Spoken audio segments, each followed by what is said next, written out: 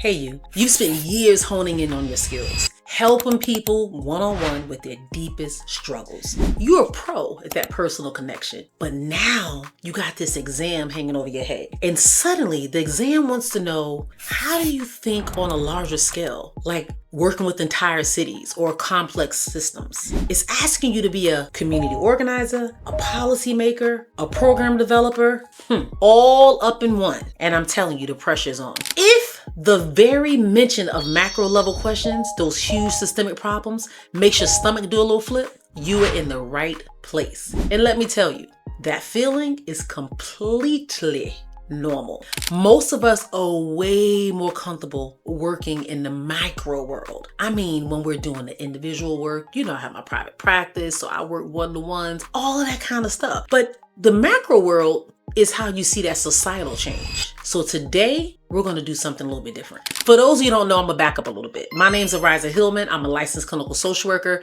and trust me, I've been exactly where you are. I faced this exam.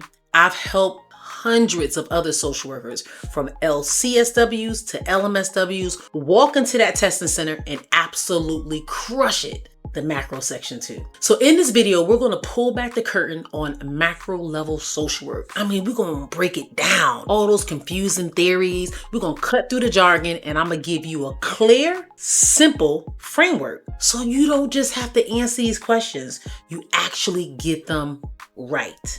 Yes. So by the end of this, I don't want you guessing. I want you to be strategic in your thinking of how you break down these questions and how it's going to help build that confidence. Yes, confidence. That's how we say it over here. So what is macro social work and why does it feel so different? Think about that for a moment. Get your pen and paper and write it down. Macro social work, when it comes to the ASWB exam, can be a little different because we know micro work is working with the individual. We know meso work is working in those small groups, but the macro level, that's tackling those large scale societal problems. It's about changing the very systems that create and maintain those issues. We're talking policy change. We're talking community organizing. We're talking program development. The reason it feels so foreign is that it forces us to shift the way we think. Instead of asking, how can I help this person? You're now asking, how can we change the conditions that affect thousands of people? So on the exam,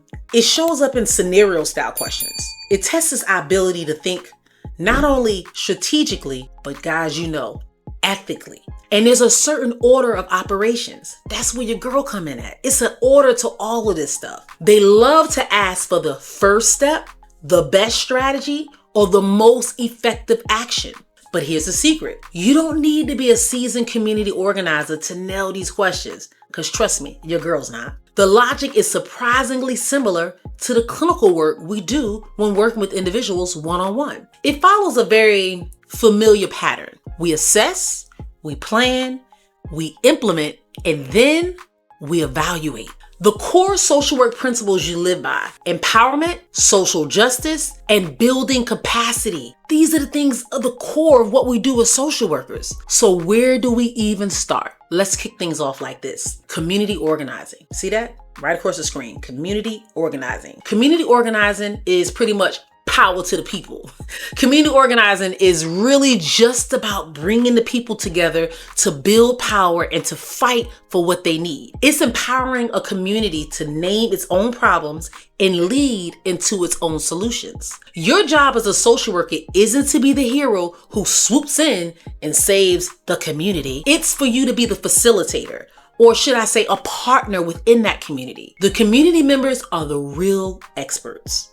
So on the exam, what I need you to do is know the logical flow when it comes to community organizing. First, write it down. Go ahead, get your pen and paper. So first, you ease into the community. You listen to what the needs are, and then you build trust. Your only goal at the beginning is to get to know the people. Identify the natural leaders and understand the local culture. Next, you work with the community to assess its strength and its needs. You use surveys, you have town hall meetings, all of that stuff. And it's all up in the question and the STEM. We see it all the time. Now, only after that assessment do you start planning. Do you start setting goals? Do you start developing a strategy? Then it finally comes to action. You start looking back to see how well things went. You'll also need to know the 3 big models of community organizing. So go ahead and write this one down. Locality development. Yes. Think about it like this. We're all in this together. This is the bottom-up model. Focus on cooperation and self-help. A perfect example is a neighborhood is coming together to say, plant a community garden. It could be because that's just something they want to do, or maybe it's because it's a food scarcity. We don't know. And then you also have the social planning. This is the more top-down and data-driven. It's about using experts to solve specific problems. Think of the city hiring planners or creating a better bus system. Community involvement can vary in this specific part. So just to make sure we're on the same page, and I know I told you guys to get your pen and paper down, but I know some of you are listening in your car, washing dishes, feeding the kids, giving them a bath, doing all that stuff. So I'm gonna go ahead and recap real quick before we get to the end of the video, because I wanna make sure you're writing this down. Number 1, what did I say? Go ahead, speak to me, speak to me. Oh, I can't hear you. Say it louder. Okay. We talked about locality development, but when we talked about the different types, we have locality development, and then afterwards we have social planning. And then after social planning, what do you think the third one would be? Social action. Yes. This is the model that shifts the power. It often involves you advocating, you confronting, or you directly dealing with a challenge and kind of helping the community deal with it in that sense. So let's say a tenants union is organizing a rent strike in a classical social action question. Let's make this a real one. And I'm gonna go ahead and pose the question on the screen so you can actually do this one with me, because I want to make sure you get it. All right. So social work is assigned to a low income neighborhood with a high unemployment rate. Many residents feel powerless, they feel disconnected, and they feel like they're not in on the decision-making process. What is the first step the social worker should take in the community organizing effort? Yes, what should they do? Should they A, design a job training program based on regional labor market data? B, should they organize a protest at City Hall to demand more local jobs? Or C, should they identify informal community leaders and begin building those relationships? And last but not least, D, should they write a grant to fund a new employment center within that neighborhood? Go ahead and pause and think about it for a moment. And you are correct. The answer is C. But do you know why? Because you can't just parachute into a community without a plan. So first, you have to have the plan.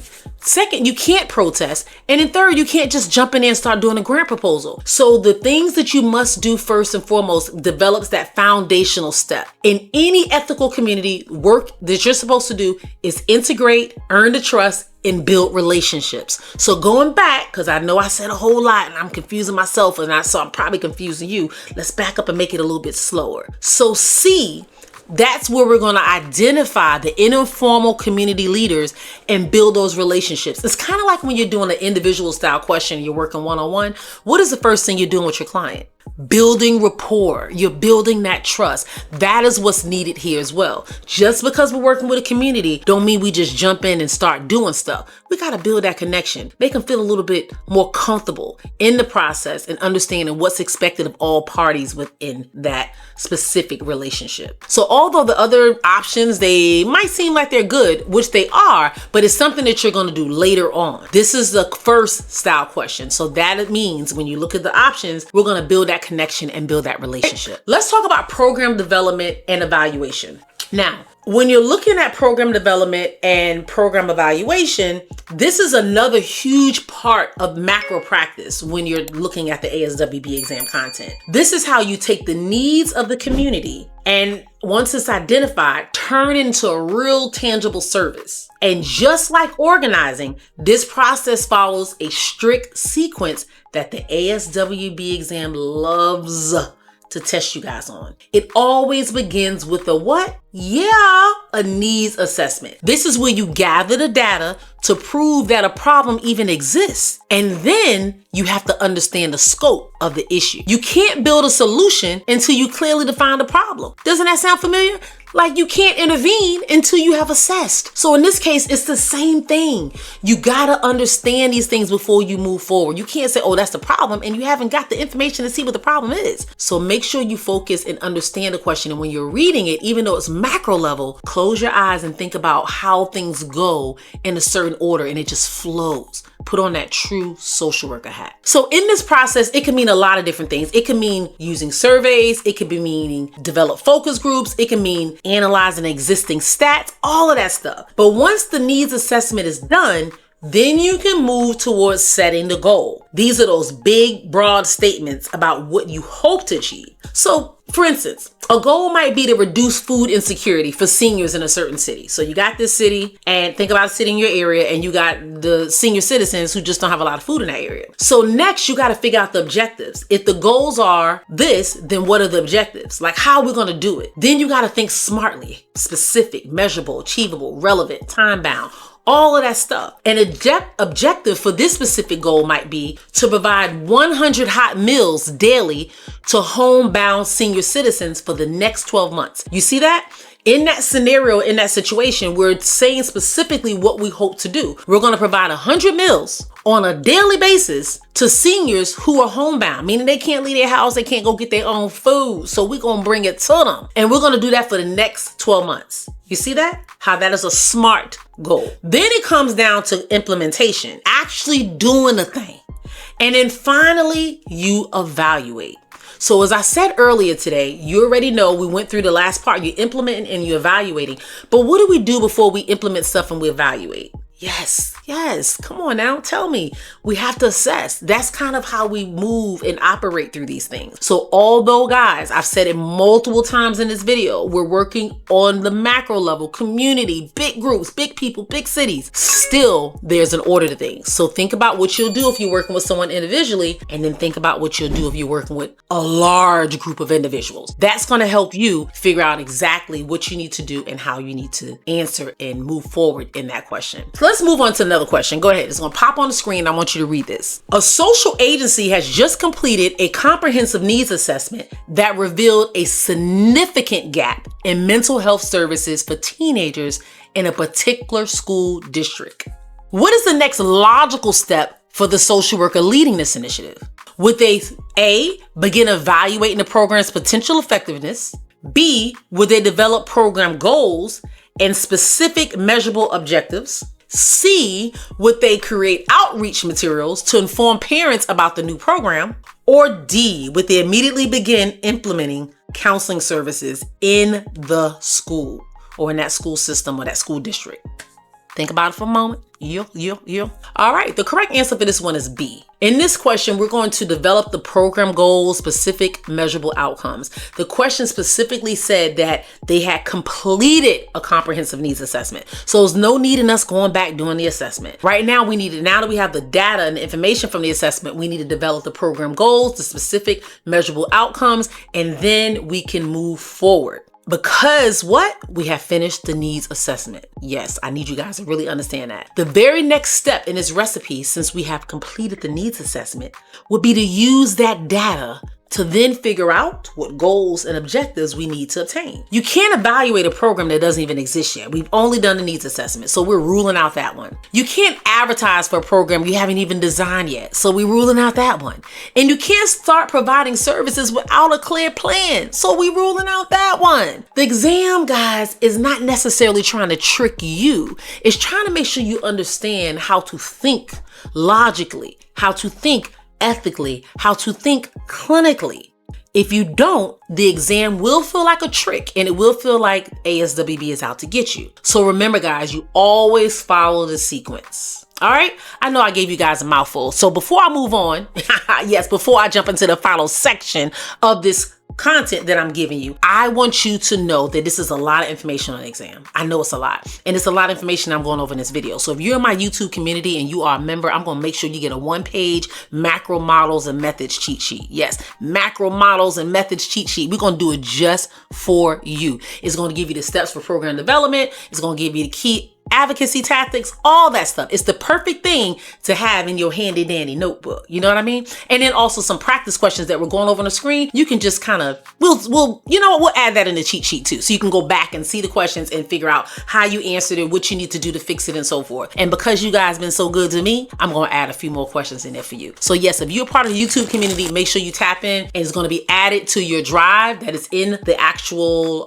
members tab. It's going to be a members tab. We go in there and we actually add a drive and we upload all the cheat sheets for the YouTube videos that we do. So you'll have access to that. Otherwise, the other individuals in my premium community, yeah, we leveling up, baby. I'm probably going to do a part 2 of this video and meet with you guys on one of our lunch and learns on Wednesday and tap in and talk about this topic a little bit more and give you guys some more questions and make sure you really understand the thing. So if you're in the premium community, don't worry about it. You're going to get the cheat sheet and some extra questions and all the other stuff. That is where I spend about 90% of my time. So if you're looking for some additional support and help, that's just my little plug. I'm gonna keep moving on with the video, but if you're looking for that, you better join your girl in the premium community. It's all inclusive, baby. It goes down. I do coaching in there at least 1 day a week. And I have other coaches that do stuff like mindfulness techniques, test exam readiness. They have people to do one-to-ones. If you want to sign up for that, it's an additional fee, but it's very much more reduced than it is if you want part of that community. So anyways, let me go ahead and tap in and move on to the 4th part, which is policy advocacy. We're going to talk about how changing the rules of the game happens in the policy advocacy part. All right. This is where we use our expertise to influence the laws and the policies so we can create more of this in society. So as social workers, we have an ethical duty to advocate for these kind of systemic changes. I know, guys, we do a lot of social workers. I mean, just put on your, I got a shawl over here. I should just put it on my shoulders because I'm telling you, we like wearing capes around here. We do a whole lot of social workers every time. Every time you look at it, it's like we do this, we do this, we do this, we do this. But that's what I love about being a social worker for real. Although it can burn us out, you got to have really good self-care. Whew, it's so much fun and it's very enjoyable. But sticking to the video, remember, on ASWB questions, when it talks about policy, they're focusing on what's most effective, what's most ethical in order to make a specific thing happen or a specific change within the society. This isn't about being the lone wolf. This is about being an activist. It's about being smart. It's about being collaborative. It's about putting forth the action. Effective advocacy involves building those coalitions. I know you see that word up in the test questions. That's teaming up with other groups and other community members who all share the common goal. These are always the strength when we look at things in numbers. The last part is that we're using data. So we're arming ourselves with solid research, expert testimony, and clear data to educate lawmakers and the public. Yes. And then it's that mobilizing the community. So think about it for a moment. Write it down. When you think about the word mobilizing, what are you thinking? Moving around, doing all that stuff? Yes, that's what mobilization is. So when you're mobilizing the community, you're empowering the people who are most affected by this issue to share their story, to advocate for themselves. That is what we're doing. Another thing you might see when it comes to these terms is negotiating and compromising. This is where you understand that changing the policy is often a marathon. It's not a sprint. It takes a while to get these policies and things changed. It usually involves finding a common ground with other people that you're working with. So let's jump into this next question and let's see what you guys think. All right, this is question number 3. It might be our last one. So go ahead and pause so you can read the question. All right, so reading the question, a city is considering a bill that would severely restrict the operations of homeless shelters, citing public complaints. A coalition of social workers and housing advocates want to defeat the bill. Which of the following would be the most effective strategy for the coalition to use?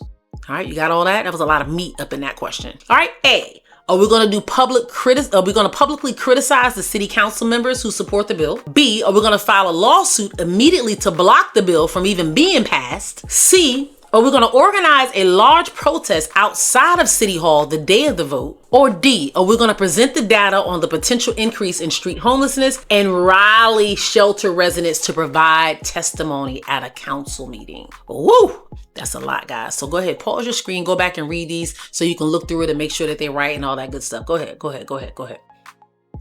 it? All right. In this question, it gave a lot of information, a lot of different things you can do, but the correct answer is D.